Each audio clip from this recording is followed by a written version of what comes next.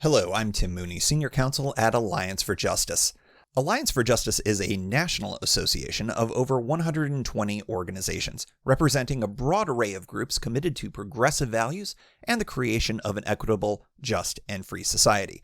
Boulder Advocacy is the nation's leading resource for foundations and nonprofits who want to engage more actively and knowledgeably in the policymaking process. Today, we'll be talking about what nonprofits can do in a contested election. We have resources at the end of this video, but I'll mention here that if you want to learn more about the kind of help we can provide at Boulder Advocacy and the Alliance for Justice, go to boulderadvocacy.org and click sign up. Don't think I have to tell you that 2020 is presented to be a very strange election for those of us in the nonprofit community. It seems that we have a historically close election combined with some unprecedented levels of voter suppression.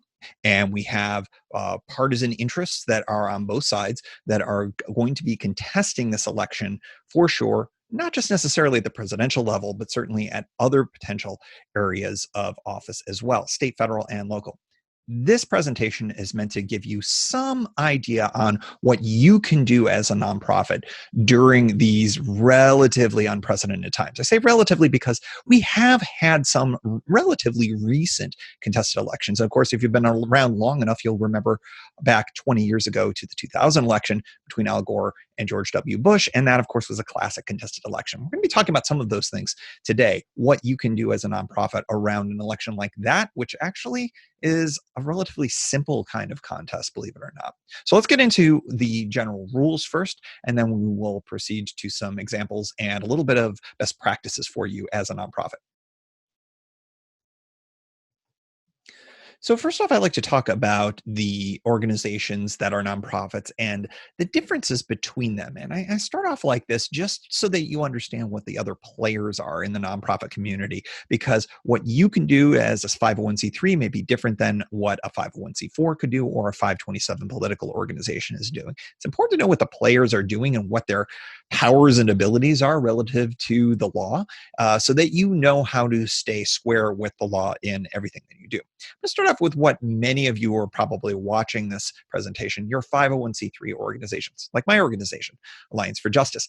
Also, in the environmental space, I'm using environmental organization examples. Of course, it goes beyond all of that. We've got LCV Education Fund, we've got the Waterkeeper Alliance, and perhaps even your organization. 501c3 organizations have the best tax treatment under the law. They not only are tax exempt, but they're able to confer tax deductibility to folks who give money to them. Best tax treatment under the law. One of the things I've noticed in the last couple of decades of practicing in this area is that the better your tax treatment, the more restrictions you're going to see in two really important areas of advocacy. The first I'm not really going to cover too much today, and that's lobbying activity. The second thing is where we're going to spend the bulk of our time today, and that is electoral advocacy. You are allowed to engage in nonpartisan conduct, but there is a strict prohibition for public charities and other types of 501c3s for doing things that support or oppose candidates for office. It's a strict prohibition, can't even do a little bit of it. Contrast that with 501c4 organizations or labor organizations or trade association 501c6s. I lump these all together because the rules are relatively the same. C4, social welfare organization like League of Conservation Voters. Sometimes you'll find them affiliated with other organizations.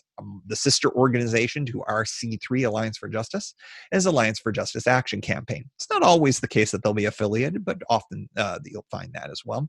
SEIU, your local steam and pipe fitters union, 501c5 labor organizations. Then the U.S. Chamber of Commerce, your state Chamber of Commerce, your local Chamber of Commerce, all trade associations. Great examples there. Tax-exempt organizations, but if someone writes a check to those organizations, they do not get to write that off on their taxes. So tax treatment not quite as good as for C3s. As a result, you'll see that these organizations are able to do a little bit more than 501c3s can.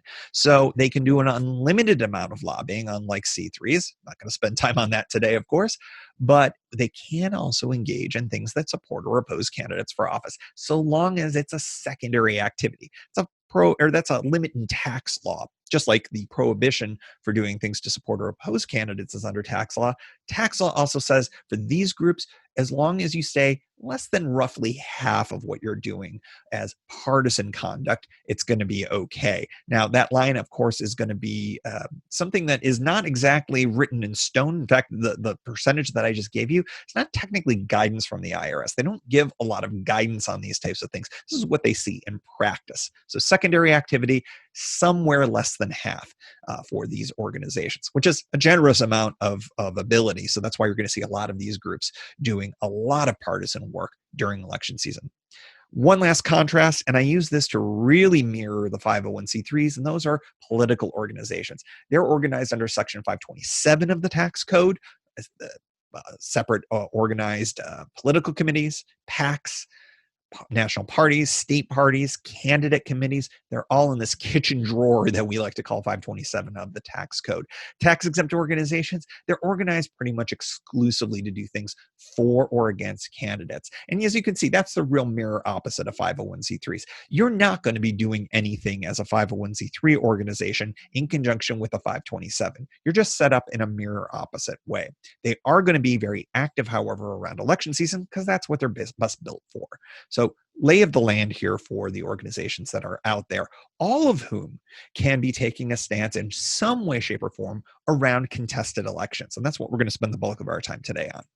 I'd like to talk about the 501c3s in ways about what they can do rather than what they can't do. The challenge there, though, is that the way that the law describes what 501c3s can do is essentially in the inverse. It says, here's what you can't do, 501c3s. So I like to illustrate it this way.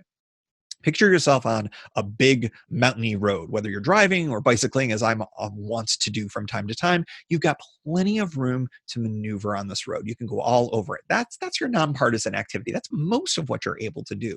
But that road is defined by the guardrails that the law sets on either side. On one side, you've got a guardrail that's supporting candidates. If you bust through that and support a candidate, you end up in the mountain. On the other side of the road, you've got a guardrail that is opposing candidates. And if you bust through that, you end up in the river. So the idea here is that you're allowed to do a lot of activity that's nonpartisan, but what that definition is done in the negative. And that's why we spend a lot of time talking about what you can't do often when we have these discussions. Now, I'm not going to spend as much time as I normally do in how the IRS figures this all out. It's something called the facts and circumstances analysis. I would really encourage you to take a look at our publication, The Rules of the Game, and I'll have a reference to that at the end of this video here.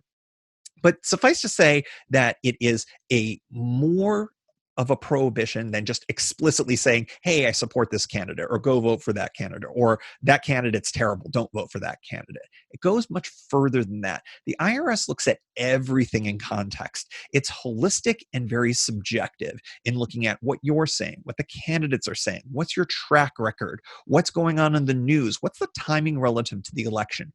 All of these factors are looked at in context, and then the IRS makes a determination whether or not you have gone across the line, you've busted through those guardrails, and you've supported or opposed a candidate. So just a few things that I would really want to say are guardrail busters for purposes of this talk that we're doing today. Talking about issues as a proxy for the candidates. In other words, you're saying something in an issue advocacy context that really looks like kind of a nod and a wink towards saying, hey, go vote for that person.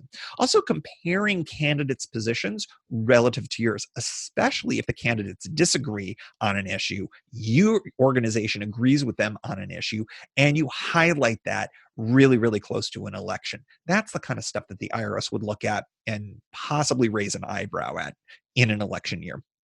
One thing that I would also urge you to do as a 501c3, when you're doing get out the vote activities or any kind of voter education related activities, and you combine that with something that's a real wedge issue between the candidates, between the parties, things like that, that's the kind of thing that the IRS is more likely than not to take a look at for a potential enforcement action. Again, this is a very contextually driven analysis. It's very holistic. It's very subjective. So all of the factors get looked at. But those are just a few things to look at in terms of avoiding going through those guardrails and ending up either in the mountain or in the river. Let's get to the meat of everything here, and that's what is a contested election. And one thing I'll start with is contested elections don't really have a universal definition under the law. So here's essentially what they are.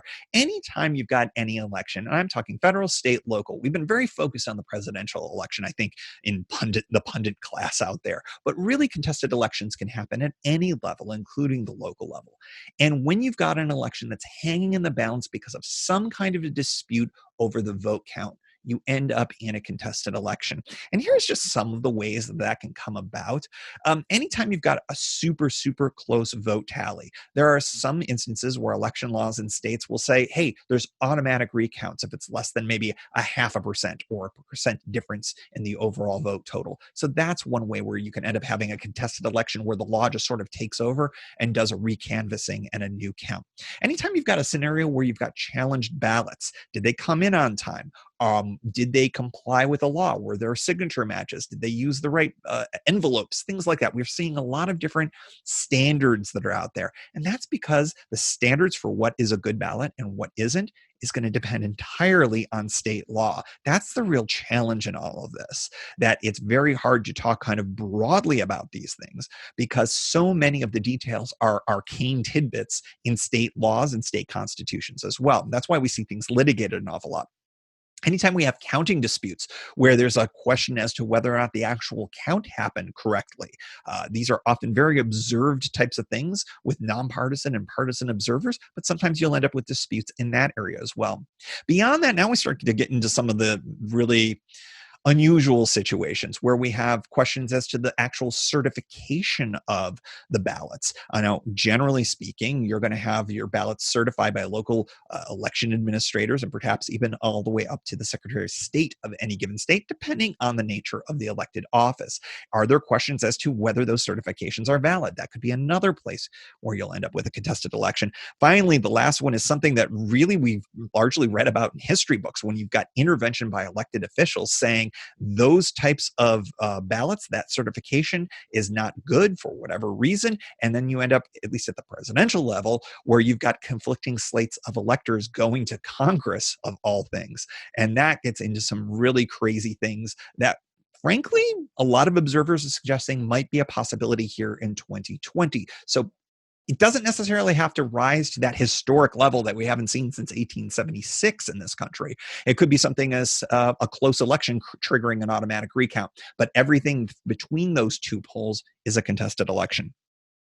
What can 501c3s do in an election context where you have where you have an election contest, a contested election? Are they able to advocate in that space? The answer is yes, but framing is very, very important because the election isn't ever technically over in a contested election scenario. You don't have a winner declared yet. You don't have a winner certified yet. So 501c3 still cannot support or oppose any candidates at this stage. It's a complete prohibition. Therefore, they cannot take a stance where they are saying we want this person to win or we want that person to lose. But there's still room for advocacy here.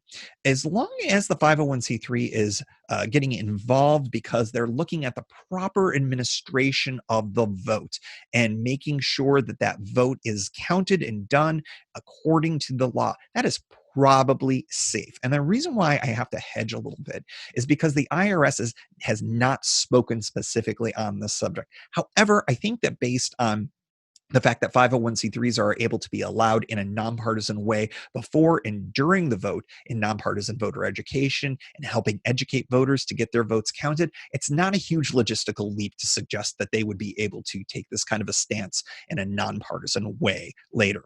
So ensuring all legal votes that are cast are counted, that's a good 501c3 point of view or frame here, or motivation. Demanding all state and federal laws are followed, another proper framing for a 501c3 to act. Again, these are the types of things that you're allowed to do. You can't do anything that, if your reasoning, your framing is to try to get a particular party or candidate elected.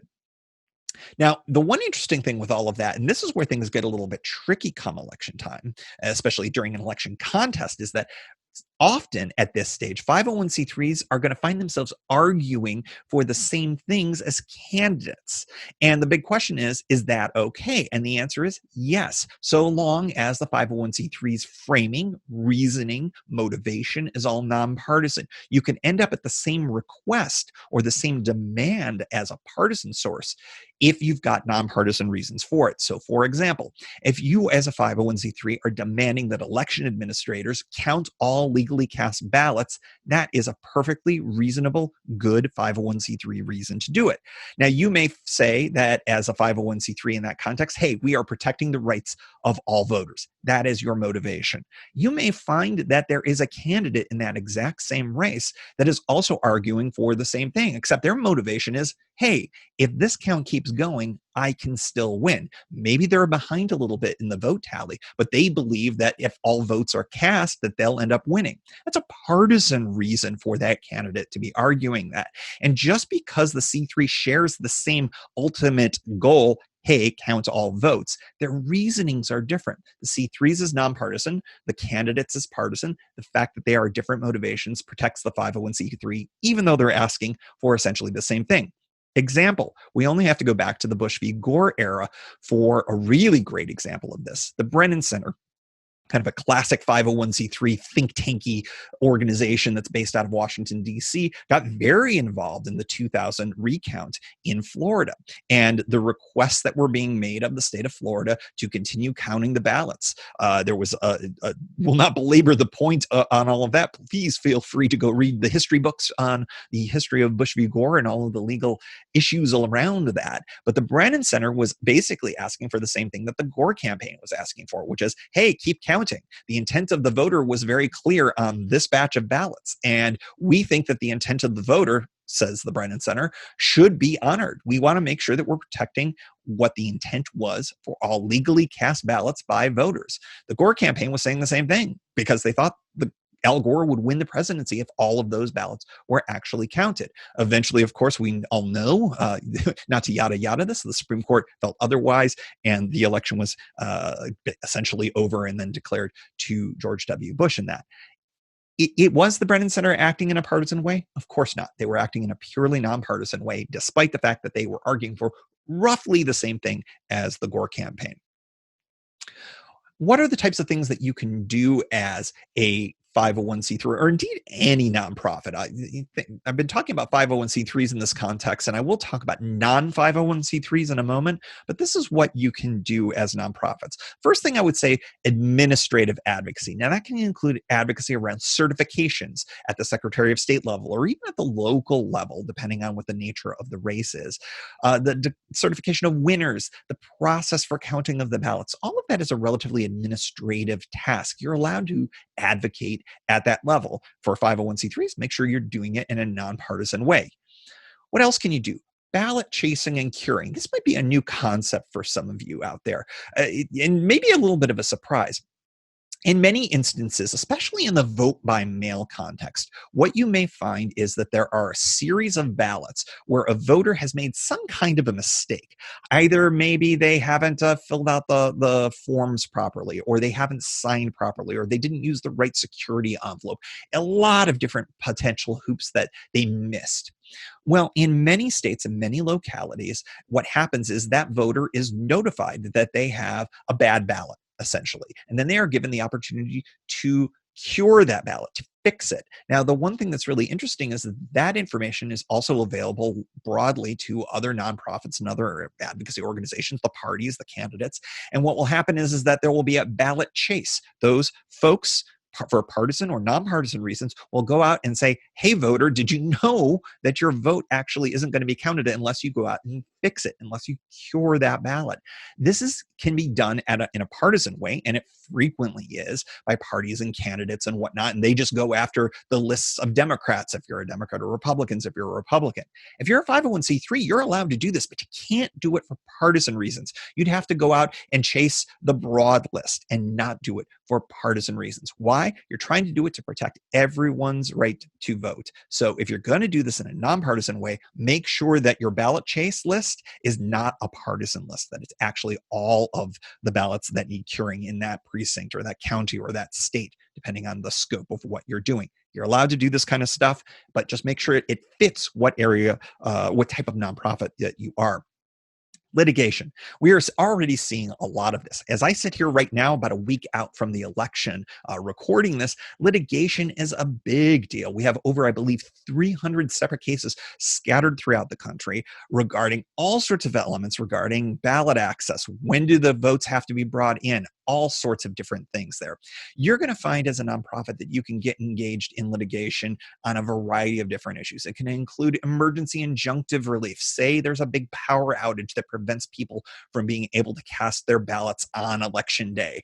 And you can go to a court. This has been done. There's in many states where you can petition to the court and say, hey, we need to make sure that this because it was out for an hour, we need to extend voting for another hour because that power outage prevented people from being able to cast their ballot. So that'll happen from time to time. Also, after election day, if there's some post-election day injunctive relief or some way to figure out how to ultimately get to a resolution for any kind of a contested election, you may find that this goes up through the appellate courts. So friend of the court briefs, they're called amicus briefs, you'll sometimes be involved in as a nonprofit. So litigation, it's specialized, but there are a lot of different nonprofits that will get involved in this. Of course, I just gave you an example before with the Brennan Center.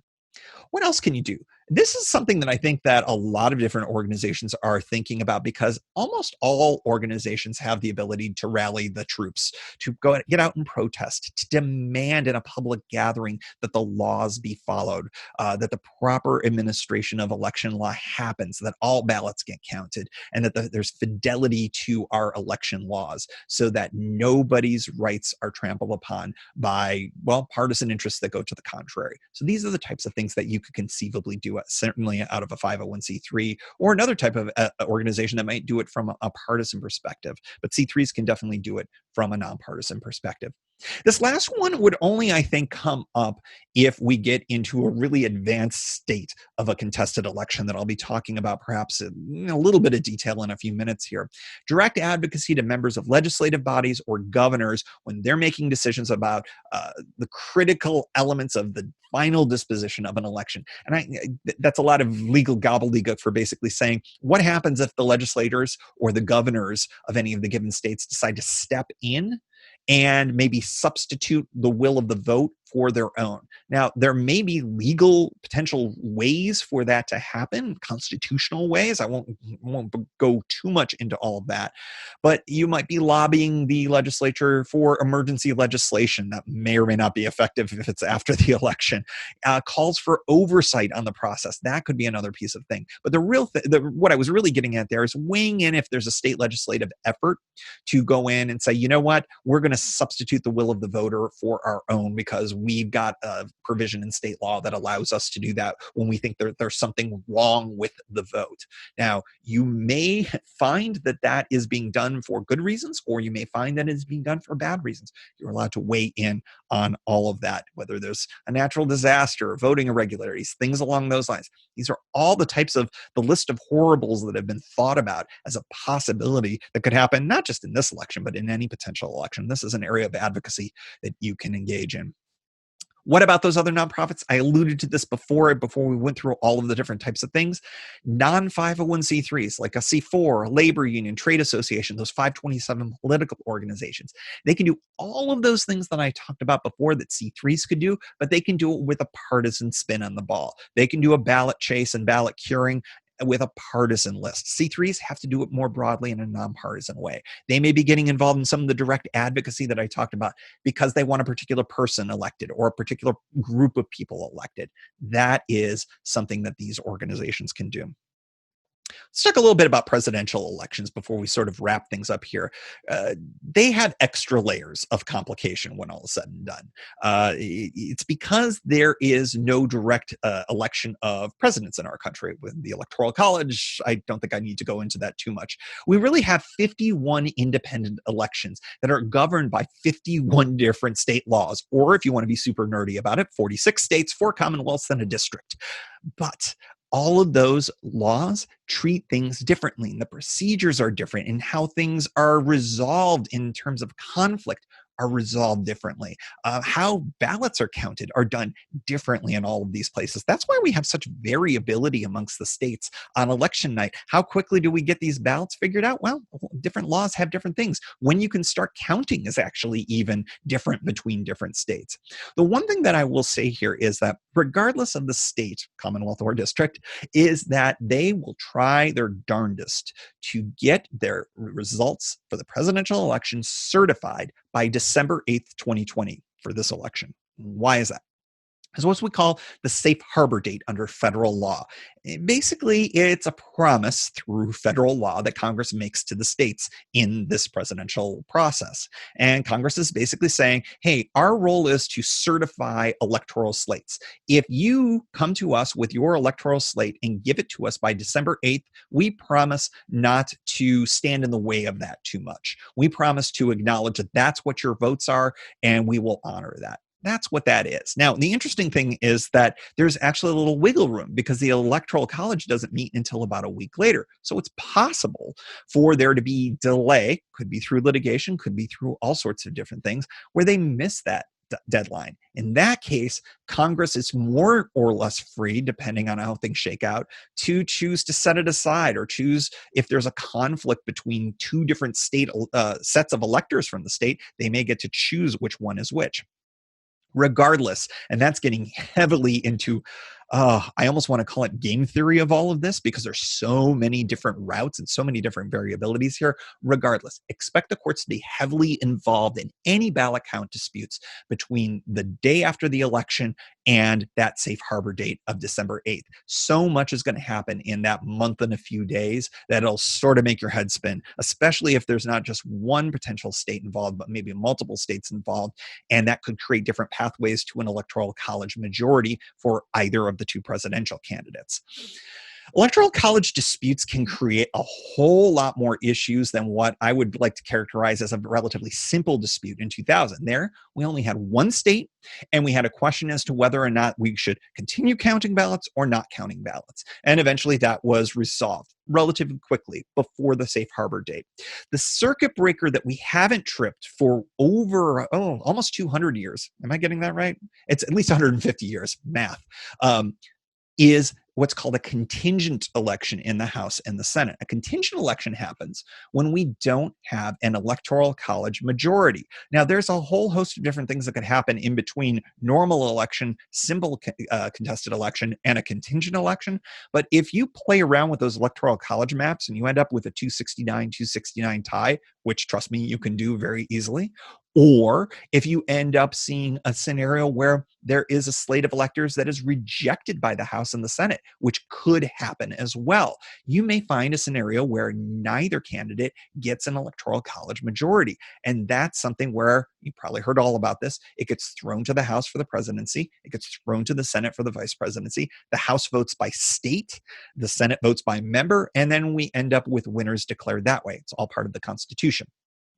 If there are additional issues that happen there, because believe it or not, there are scenarios where you could end up with ties in the House, ties in the Senate. You may end up having a whole host of other issues there. The final circuit breaker is what's the Presidential Succession Act. And you've probably seen a bunch of movies and TV shows that talk all about this, where you have some horrible scenario that comes up where the Secretary of Agriculture ends up becoming president of the United States. That's the Presidential Succession Act. And that breaks all the ties. That also gets you to a point where, let's say that you have a tie in the House of Representatives at 25-25, so we don't have a president of the United States, but the Senate votes for a vice president. Well, come noon on January 20th, 2021, there's no president, but there is a vice president. Presidential Succession Act kicks in, and then you win your Zoom happy hour trivia contest with President Harris or President Pence. That's how that would all come about. That would be a truly remarkable series of events if we ended up going to that point. It's very unlikely that we would get to that point, but it's something to think about as well. You can be involved, as I talked about, in all of that type of advocacy as a C3, so long as it's nonpartisan, and as a C4, C5, C6, or 527 in more partisan ways throughout all of that. want to spend a couple of minutes here talking about personal partisan advocacy. You're allowed to, outside of your organization, do things that maybe your organization can't do. So I'm speaking mostly to you 501c3 folks out there, or folks that work for 501c3s or volunteer for 501c3s. You're allowed to get involved in a personal way in contested elections. You just got to make sure that you do it separately from your organization. Do it on your own time, separate from your role. So you got to remember what hat you have on when. For a lot of us, that's pretty easy. We just do things off of the clock and it's no big deal. We use our personal social media accounts. We use our personal funds to make donations to folks that we support or oppose, or in opposition to folks as well. Don't use organizational resources. So don't use your organizational email. Don't work on staff time for partisan purposes. If you've got access to your office for whatever reason, if you need to use the copier for such things, don't use the office copier to make copies in support of any contested election work that you're doing personally on your own time. You don't want to use 501c3 resources for that. Finally, you want to distinguish yourself as an organizational representative and as an individual. If you're the type of person that when you walk into a room, virtually or otherwise, you're bringing the organization with you. In other words, when you walk in a room, people are like, oh, it's that organization's executive director that just walked in, rather than that's, oh, hey, that's Tim. So use disclaimers as appropriate. Make sure you verbally say, hey, I'm here on my own time. I'm not representing the organization while I'm here. There are other scenarios where if you're involved with fundraising committees or other things like that are probably far less likely to be a part of a contested election situation that you'd be able to use as part of that. We've got more on that in one of our resources here that I'm about to talk about, and that's the first one here. That's Rules of the Game, or The Rules of the Game. It's a free PDF guide for you to download. It's everything you need to know about election-related activities for nonprofits, particularly for 501c3s. Goes a lot more into that facts and circumstances analysis that we only so briefly covered here. I wrote a blog post on what nonprofits can do in a contested election, which basically covers a lot of the material that we talked about right here. I'd encourage you to go check that out over at our blog. And finally, last but not least, our podcast, Rules of the Game. We're doing a deep dive on this in an episode on post-election advocacy efforts. It's the third part of our series that includes what you can do on election days and pre-election as well. We're, of course, going to be following up if this does get to a contested election, particularly at the presidential level. We're going to be talking about it on the podcast. Please feel free to check that out on your favorite podcast app or over at boulderadvocacy.org/podcast. Last but not least, a reminder, we are here for you. If you are a nonprofit and you've got questions on nonprofit advocacy, whether it's a contested election or broadly, or after the election, you're looking to work in transition with a transition advocacy team, or you're getting ready to do your lobbying work, either at the local, state, or federal level, we're here to help you all out. We cannot be your lawyers, but we can help maybe demystify some of the rules around all of this. Our East Coast offices are in DC. We've got 2 offices in Texas and 2 in California as well. Give us a call or check us out at advocacy@afj.org and send us an email. Either myself or one of my colleagues, we take questions every single day about these issues, and we are super happy to help you all out. Check us out, of course, also at boulderadvocacy.org and all the socials as well. Whether or not we end up at a contested election at the presidential or some other office out there, I hope that this was helpful to give you some kind of an idea what you can do as a nonprofit organization. I hope that you continue to advocate through the election season and beyond. And again, please feel free to reach out to us if you have any questions on what the rules of the game are. Thanks for joining.